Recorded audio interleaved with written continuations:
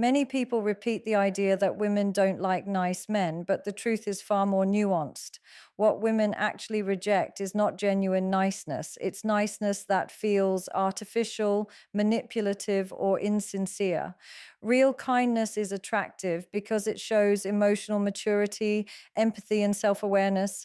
But niceness that's performed as a strategy or used as a mask quickly becomes uncomfortable. When someone acts nice only to receive affection, validation, or romantic interest in return, that behavior stops being kindness and starts being a transaction. It feels like there's a hidden contract. I'm treating you well, so you owe me something. Most people instinctively pull away from that dynamic. Another problem emerges when niceness is used to hide insecurity. A man who never disagrees, never expresses his preferences, and never shows any boundaries may think he's being easygoing or polite. But what others see is someone who is afraid to be authentic. That fear based version of nice doesn't communicate warmth, it communicates instability, emotional dependence, and a lack of genuine identity. Women aren't rejecting kindness. They're reacting to the pressure, the passivity, or the sense that the person isn't being honest about who they really are. True niceness is effortless. It doesn't beg for approval, doesn't demand a reward, and doesn't collapse under rejection. It's grounded in self respect and empathy, not in fear or scarcity. People are drawn to kindness that stands on its own, that isn't trying to manipulate the outcome or buy affection. So when women pull away from so called nice men, it isn't niceness they dislike, it's the inauthenticity behind it. Genuine kindness is never the problem, conditional or performative niceness is. The difference between the two determines whether someone comes across as attractive or uncomfortable. Niceness becomes unattractive when it grows out of insecurity rather than genuine character. When a man is kind because he wants to be, that kindness feels solid, grounded, and sincere. But when he's kind because he's afraid of rejection, afraid of upsetting someone, afraid of being judged, that same kindness takes on a completely different tone. It becomes hesitant, overly accommodating, and emotionally dependent. Instead of communicating warmth, it communicates weakness or instability. People can sense when someone is acting from fear rather than authenticity. Insecurity driven niceness often shows up as excessive agreement, constant apologies, or an inability to express personal boundaries or preferences. A man might think he's being polite or respectful, but from the outside, it can look like he has no real sense of self. When someone never disagrees or never speaks up, it doesn't feel comforting. It feels uneasy, as though the person is performing a role instead of showing who they are. This type of behavior can unintentionally create pressure because it's clear the person is seeking approval rather than connection. Another common pattern is seeking validation through kindness. If someone is being nice with the hope that it will earn affection, attention, or romantic interest, the interaction becomes imbalanced. It's no longer two people meeting as equals. It becomes one person anxiously waiting for the other's reaction. That emotional dependency is what many women find unattractive, not the kindness itself. People want kindness that stands confidently, not kindness that crumbles without reassurance.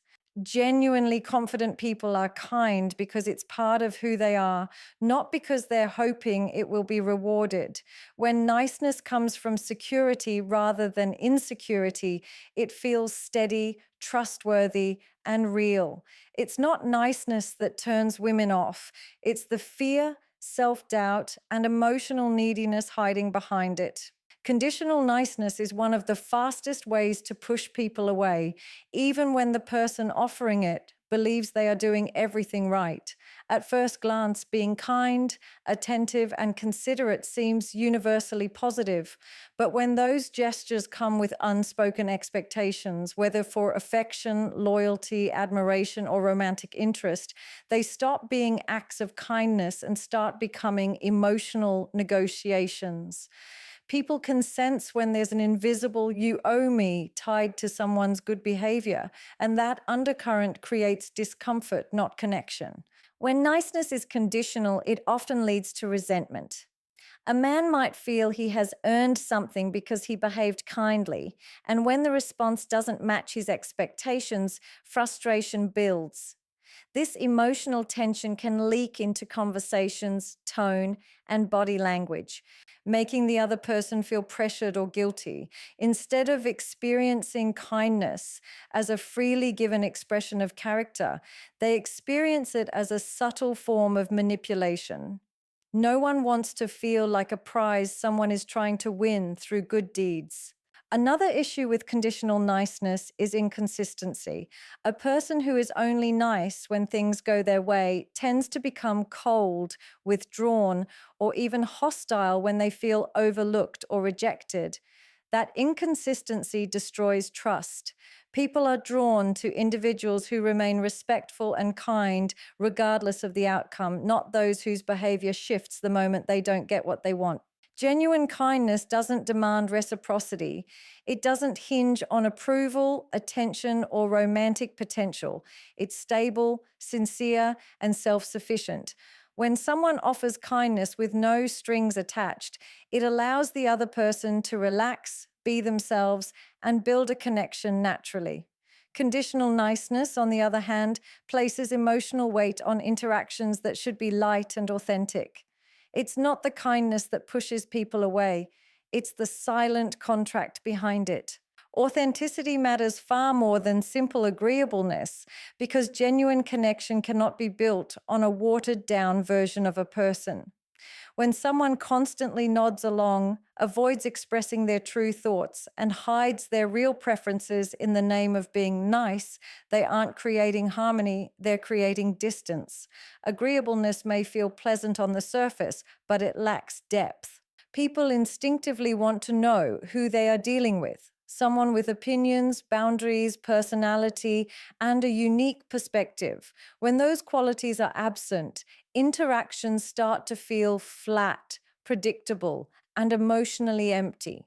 Being overly agreeable can actually make the other person feel uneasy. It signals that you are prioritizing approval over honesty, comfort over truth, and acceptance over authenticity. This can make someone worry that you're suppressing your real feelings, which leads them to question what you actually think or want. Relationships, romantic or otherwise, need clarity, not constant concession. When a person never disagrees or hesitates to express themselves, it suggests they're more focused on being liked than being real. Authenticity, on the other hand, creates trust. When someone shares their true thoughts respectfully, expresses wants and limits, and is willing to take a stance even if it risks disapproval, it communicates strength. It shows they have an identity independent of the other person's reactions. That independence is not only attractive, it's essential for healthy relationships. Authentic people make others feel grounded because you always know where they stand. Agreeableness without authenticity becomes emotional camouflage. It hides insecurity, fear of conflict, and fear of rejection. Authenticity, even delivered gently, shows courage and self respect. People aren't looking for someone who agrees with everything. They're looking for someone who is honest, real, and emotionally present. In the long run, authenticity builds connection, while empty agreeableness dissolves it. Kindness becomes truly attractive when it is supported by confidence, because confidence gives kindness structure, strength, and credibility. Kindness without confidence can appear uncertain or submissive, but when a person stands firmly in who they are while treating others with genuine respect, that combination becomes magnetic. Confidence signals that someone is secure in themselves, capable of handling challenges, and comfortable expressing their truth. When that self assurance pairs with empathy and warmth, it creates a powerful balance. Someone who is both strong and gentle, both grounded and compassionate. Confidence does not mean arrogance or dominance. It means self-respect. It means having clear standards, knowing your values, and not being afraid to voice your needs. When a man shows kindness but also sets boundaries, he communicates that his generosity is a choice, not a weakness. He is not trying to impress or win favor. He is simply being the best version of himself. That stability allows others to feel safe and respected around him because his emotions and actions aren't swayed by insecurity or a need for approval. People are naturally drawn to individuals who treat others well while also respecting themselves. Confidence reinforces the authenticity of kindness. It assures others that the person offering kindness is not doing so out of loneliness, desperation, or fear of rejection. Instead, they are giving from a place of abundance and inner strength. This makes their kindness feel pure, not pressured or transactional. When kindness and confidence come together, they create a dynamic that is both admirable and appealing. The person becomes someone who can listen without losing themselves, who can be generous without becoming a doormat, and who can show care without sacrificing their dignity. This balanced form of kindness is not only more attractive, it is more sustainable and more genuine.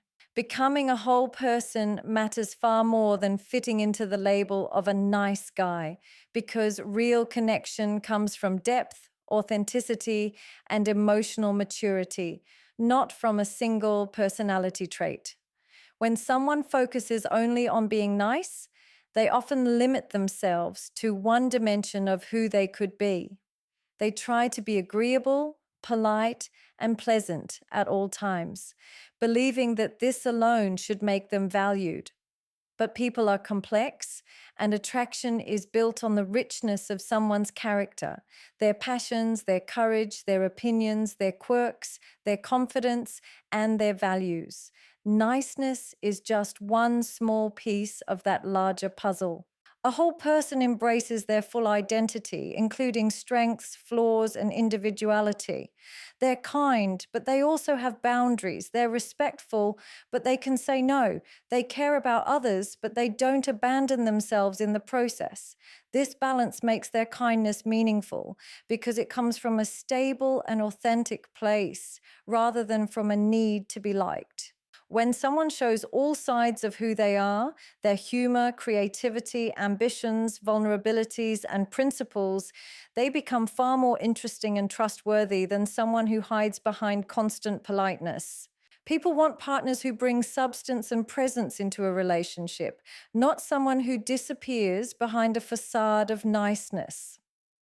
When someone is whole, they show consistency. They act the same whether they're liked or not, whether things go their way or not. Their kindness doesn't vanish under stress, and their confidence doesn't crumble under pressure. This reliability strengthens connection. Ultimately, being a whole person means offering something real. It means standing fully in your identity instead of playing a role.